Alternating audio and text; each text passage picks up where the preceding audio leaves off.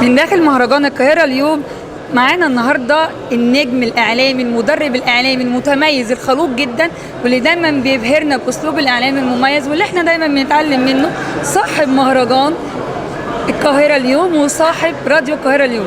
معانا النهارده الأستاذ كريم المصري. أهلا وسهلا بحضرتك. اهلا وسهلا بيكي، وطبعا ربنا يخليكي على المقدمه الجميله دي. والله بنتشرف ونتعلم من حضرتك. الله يخليك، ربنا يخليك. ازاي حضرتك؟ ايه الأخبار؟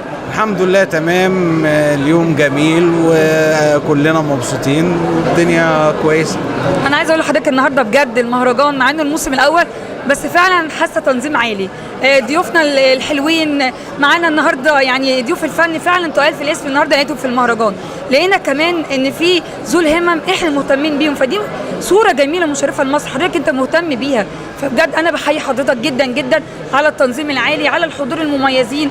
معانا النهارده ناس مستثمرين، معانا كمان ناس كبار في الدوله، معانا فنانين محترمين بالاسم في التاريخ الفني. فانا عايزه اسال حضرتك ازاي حضرتك قدرت تعمل كل ده من اول موسم؟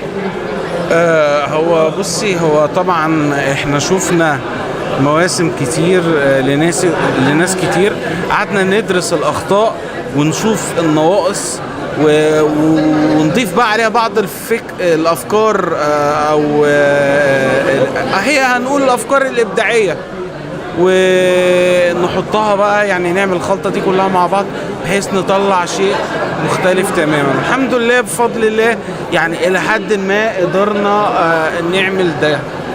فعلا ده اللي شفناه النهارده، وبنشكر جدا حضرتك على المجهود الرائع وعلى الصوره الجميله والفكر الرائع اللي انت وريته لنا النهارده في الموسم الاول، وبتمنى لحضرتك مواسم كتير كلها إصرار وتألق، وشرفتنا وشكرا جزيلا.